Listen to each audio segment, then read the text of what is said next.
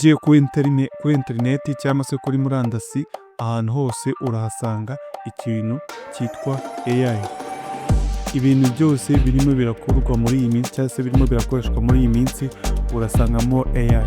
Software development cyangwa se amasystem yo kwa muganga cyangwa se website y'ubwayo cyangwa se n'ibindi bintu byinshi cyane, imbuga nkoranyambaga byose byagiye byongerwamo AI.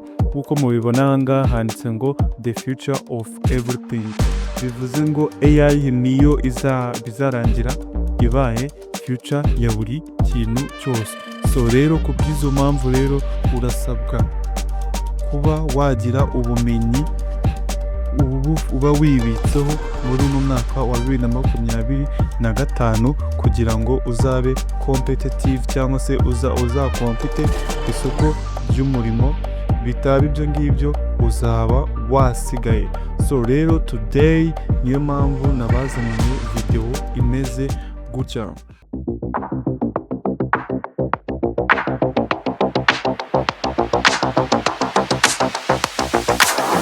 So what's up YouTube, it's your boy Mutesa Tech. Video y'uyu munsi rero nabazaniye the most needed skills in 2025. So are you ready to enroll? So ubumenyi rero bukenewe muri 2025 cyangwa se the future of work, most needed skills in 2025. Preparing tomorrow, opportunity today. So tegura amahirwe y'ejo hazaza uhereye uyu munsi. So rero ubundi why skills matter in 2025? Ushobora kwibaza ngo ubundi kubera iki ubumenyi bukenewe cyane ku isoko muri 2025. Impamvu rero ni izi ngizi: ukuntu cyangwa se the rapid advancements cyangwa se the rapid technology advancement, ni ukuntu technology irimo iragenda ikura kuri ubu ngubu mu isi ya none. Birasaba ngo ube uri adaptative cyangwa se uri competitive kugira ngo ube waguma mu kazi. Nanone tukagira involving landscape, the job market irimo cyangwa se akazi ubu ngubu ku isoko ukuntu bihagaze. Kugira ngo ugume mu kazi mu byo ukora urasabwa kuba uri competitive cyane, uri umuntu uzi guhangana na buri kintu cyose. Kandi murabyumva ko ubu ngubu ikintu duhanganye nacyo abantu benshi, nubwo abantu benshi batarabimenya, duhanganye na AI kandi natwe twanayikoze. So rero ahangaha emerging global trends. So ibi bya emerging global trends ni ibintu birimo biratrendinga hano ku isi yacu. Ushobora kuba wamenya the digital transformation, the increasing cyangwa se ukuntu the adaptation ya business cyangwa se technologies irimo iragenda ihindura ukuntu the business, how business operates cyangwa se ukuntu ama businesses akora. Ibingibi rero bikagenda bigira ikintu bihindura cyane kubera ko technology niyo irimo irabigiramo uruhare runini cyane ukuntu ama business akora. So rero isi rero iri kuba umudugudu. Ibi bigatuma habaho ihangana iri hejuru, haba kuri technology cyangwa se no ku yandi masoko atandukanye. Ibi ngibi byo turi kwita globalization. So rero ahangaha twongeye twagira na sustainability companies, ama company ashaka iterambere rirambye. Ibi bigatuma nayo aha amahirwe cyangwa se akazi abantu bafite skills, izo companies zikeneye cyangwa se ubumenyi izo companies zikeneye, kugira ngo kubera ko izo companies nazo zikeneye icyo twakita nk'iterambere rirambye. So iyo ngiyo rero niyo reason why ugomba kuba ufite zino skills ribuze kukubwira hasi ahangaha. So rero twakomeje automation, AI and the future of jobs. Ubundi automation ni iki?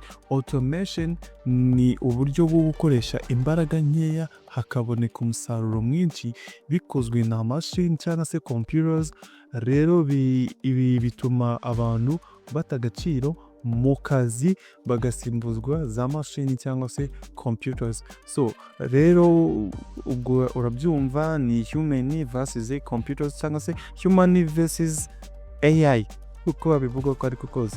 So rero hari icyo twita ubumenyi cyangwa se skills twebwe nk'abantu twifitemo AI zitagira, kubera ko AI nitwe twazikoze. Rero hari ikintu tugomba kuzirusha. Urumva Imana yaraturemye, ntabwo 100% twamera nk'Imana, dusa n'Imana ariko ntitwaba Imana. So natwe rero twakoze AI ariko AI ntabwo ishobora kumera nkatwe 100%.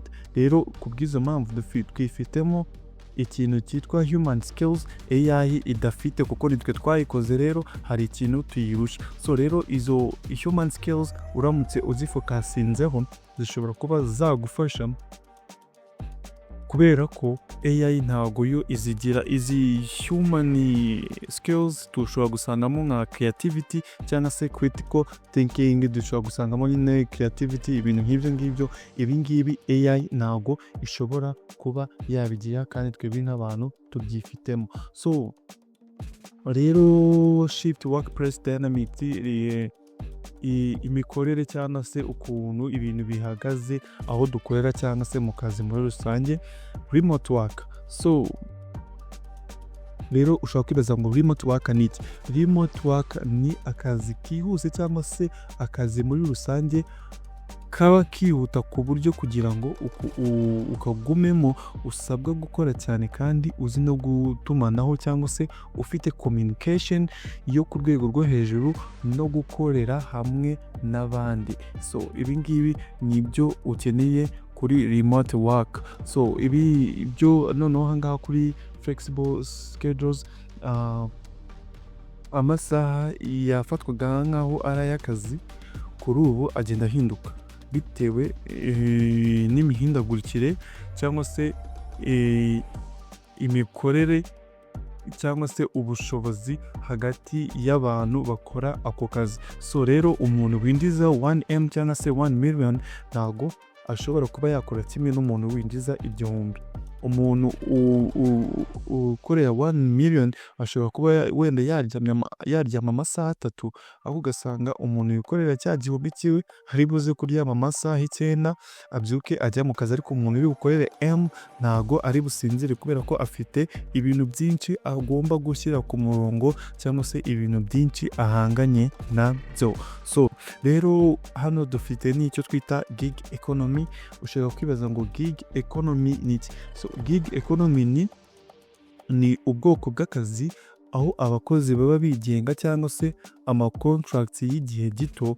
Ubu bwoko bw'akazi buri gutanga amahirwe menshi bigatuma bukura cyane, nibwo burimo burihuta cyane kubera ko abantu bose bashaka kuba independent, abantu bose bashaka kwikorera mu bintu byose. Ibi bikaba birimo biratuma the gig economy igrowinga cyane kurusha izindi economy hano hanze ku isoko. So rero the demand for soft skills, ahangaha rero ukuntu byifashe demand ya soft skills ku isoko, ukuntu byifashe communication. So communication rero urasabwa kugira ikintu cyitwa communication hagati yawe n'abandi bantu. Urasabwa ikintu cyitwa communication. Kuri ubu ngubu ahantu isi igeze, ikintu cyitwa communication, ikintu cyitwa collaborative cyangwa se gukorerana n'abandi ni ikintu gishobora kuba cyaguhesha akazi kandi keza. So rero urasabwa kwita ku kintu cyitwa communication.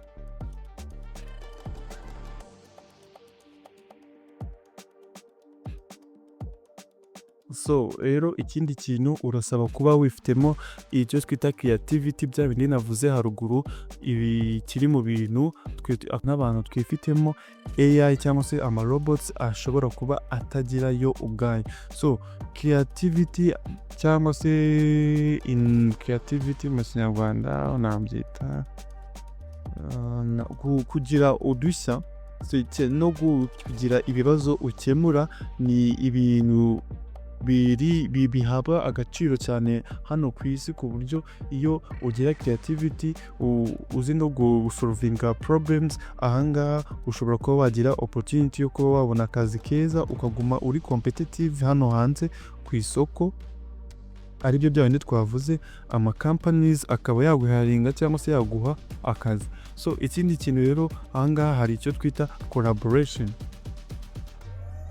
Collaboration ni gukorera hamwe n'abandi, the ability to work effectively in teams culture. So kuba waba uri able yo kuba wakorera mu ma teams cyangwa se kuba wakorera hamwe n'abandi, ibi ngibi bishobora kuba byakongera iterambere ryawe muri 2025. So ikindi kintu rero cy'ingenzi cyane ni adaptability cyangwa se kwiyadapta. Nimba wowe ugeze muri situation cyangwa se ugeze mu kintu icyo ari cyo cyose, ukaba uri able yo kuba waba adaptative, ukaba wahita wiadapta ukatufata shape y'icyo kintu ugezemo. So nimba ugiye muri ibi ngibi ukahita uvuga ati ngiye muri ibi, ngomba gufata shape yabyo nyine, ukaba uri able kuba wakiga new skills cyangwa se wagenda wiga ubumenyi bushyashya bukenewe hanze ku isoko. Ibi ngibi nabyo biri mu bintu bishobora kuba byagufasha muri 2025. So rero dore ngiyi top 5 most needed skills in 2025. Kuri rimwe turasangaho icyo twita critical thinking, bya binini nababwiye, kuba uri able kuba wareba ikintu ukaba wakora analysis cyangwa se wakanaliza information cyangwa se wasolvinga bimwe mu bibazo abantu bafite, cyangwa se kuba wamenya gufata imyanzuro. Izi ngizi ni muri zimwe muri skills zikenewe muri 2025, ni iyo ni skill ya mbere. So skill ya kabiri ni problem solving, kuba uzi kuba wakerekana ahantu ikibazo kiri, cyangwa se kuba washobora kuba wakemura ibibazo bishobora gukomerera abandi bantu cyangwa se bishobora kuba byagora abandi bantu. Iyi nayo ni skills ya kabiri ugomba kuba wifiteho muri uyu mwaka wa 2025 kugira ngo ugume uri competitive hano hanze ku isoko. So skill ya gatatu ugomba kuba ufite icyo twita creativity nakomeze nivugaho, the ability to generate new ideas, solution, think outside the box. So ugomba kuba uri umuntu uzi kuzana ibitekerezo bishyashya, uzi kugira ibibazo ukemura, uzi no gutekereza byagutse cyane. Nyine iyo ni skills ukeneye ya gatatu muri uno mwaka wa 2025. So twakomeje ku mwanya wa kane. Ku mwanya wa kane rero twasangaho the communication, effective communication skills. So ugomba nk'uko nabivuze kugira ngo ngubu abantu wenda for example bakora mu bintu by'amagaraje, urabona abakanishi babaye benshi. So rero ahangaha urasaba ikintu cyitwa communication kugira ngo ugira abantu bawe nyine ku buryo nyine ushobora kuba wabona akazi, atari uko nyine ufite izo skills gusa, ahubwo ufite communication y'abantu bashobora kuba bakugeza ku bandi bantu, bashobora kuba baguharinga bakaguha ako kazi. Ahangaha niho communication ibera needed. So ikindi kiri ni collaboration, iga gukorana n'abandi bantu cyangwa se iga gukorera mu teams cyangwa se iga gukorera hamwe cyangwa se iga kugirana umubano n'abandi bantu. So ibi ngibi gukorera mu team cyangwa se mu group biri mu bintu byiza cyane bishobora kuba byagufasha muri ino 2025. Iyi ni nayo nakita nka base ya bino byose, kuba wakiga gukorana n'abandi bantu cyangwa se gukorera mu team. Teamwork make dream work. So nuko nguko bineze rero. So rero twakomeje ahano hasi, dubutse kuba umuntu utarakoze subscribe, ushobora gukora subscribe kugira ngo dukomeze tubane, ujye umenya ibintu bigiye bitandukanye bijyanye na tech, nawe ute wiyongera mu mubare w'aba tech tribers. So twakomeje rero, ibi ngibi ni ibintu ukeneye kugira ngo ube wa developer cyangwa se ni ibintu ushobora kukurikomandinga kuba wakora kugira ngo wongere skills zawe cyangwa se ubumenyi bukenewe ku isoko wowe ugende nyine ubugaininga gahoro gahoro. Ikintu cya mbere ukeneye ni online courses. So online courses ni amasomo ya online. Ndibutsa ko ukeneye kuba wamenya ahantu ushobora kuba wakura ama online courses ari free atishyurwa, ushobora kuba wanyandikira, nshobora kuba nabigufashamo nkagenda nyakwereka wowe bitewe n'ikintu uri interested in, ugahitamo course ushaka akaba ariyo ujyamo. So rero online courses ni kimwe mu bintu gishobora kuba cyagufasha kuba wakongera ubumenyi bwawe, kubera ko isi yabaye umudugudu. Ushobora kwiga ibintu byo muri Amerika wibereye mu Rwanda, ushobora kwiga ibintu byo mu Faransa wibereye mu Rwanda. The most needed thing it is internet only, ibindi byose ni simple nako kandi. So icya kabiri rero ni mentorship program. Ushobora kuba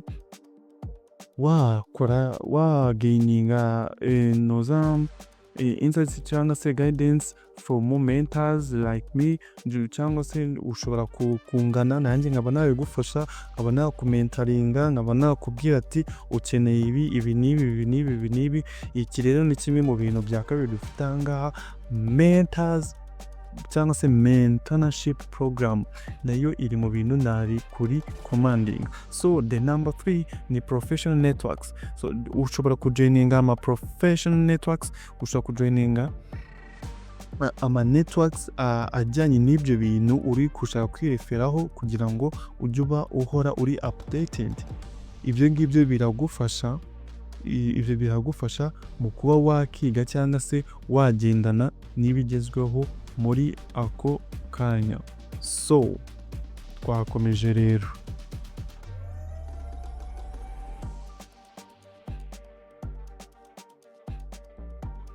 So kuza mindset yawe cyangwa se iyi ngibi nibyo naguteguriye bishobora kuba byagufasha kuba mindset yawe, I mean yaba growth cyangwa se yaba grown. So continuous learning. So ikintu cya mbere ranga ndi kugusaba, ndagusaba ngo ukomeze wige cyangwa se ukwibya bindi bita kwiga uhozaho, ukomeze wige nyine ugume uri updated ni na technologies zigezweho. Niba hasohotse AI ikora ibi ngibi, ubizi ngo hasohotse AI ikora ibi ngibi, ibyo ngibyo biragufasha mu bintu uri gukora kugira ngo umenye uburyo urimo uraza kuba wabitwaramo. So nanone ikindi kintu cya kabiri turasangaho adaptability cyangwa se kwiyadapta.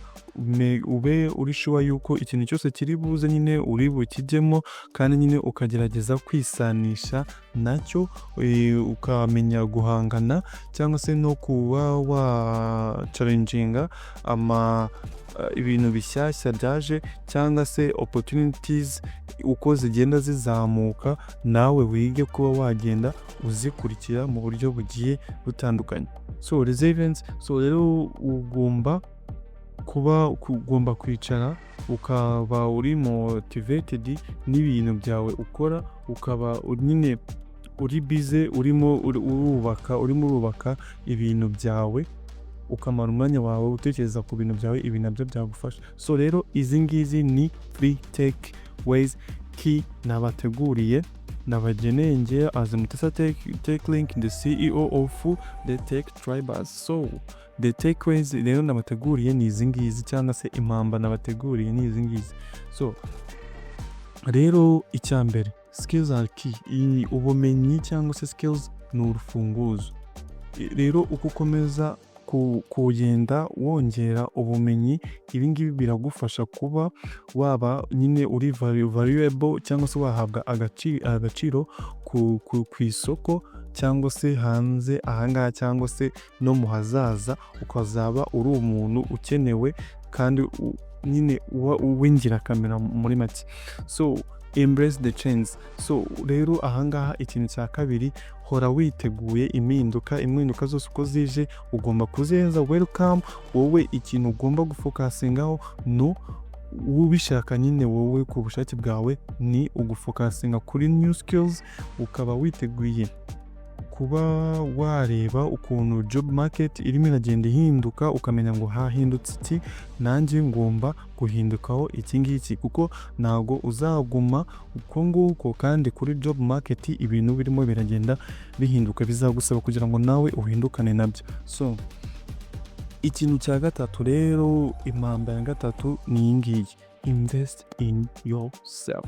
So invest in yourself ni wowe ubwawe mbere yuko ujya kuinvesta mu bandi bantu, banza nawe ubwawe winveste wowe ubwawe nyine, ushore mu iterambere ryawe, ushore mu kwiga, ushore no kuba waba nyine professional mu bintu ukora nyine, mu kuzamuka mu iterambere ryawe, wige gukora investment by yourself, muri wowe by yourself nyine muri wowe, mbere yuko ujya gukora investment mu bandi bantu. So rero ibi bintu byose uko nagiye mbivuga hano haruguru byose, nuramuka ubihuje ukabishyira online, ugakora alignment, ukabishyira ahantu hamwe, ibi ni ibintu bizagufasha kuba wamera neza muri 2025 kuri job market, cyangwa se no muri industry, muri generally uzaba uri most valuable person nuba ufite bino bintu byose uko twabivuze haruguru. So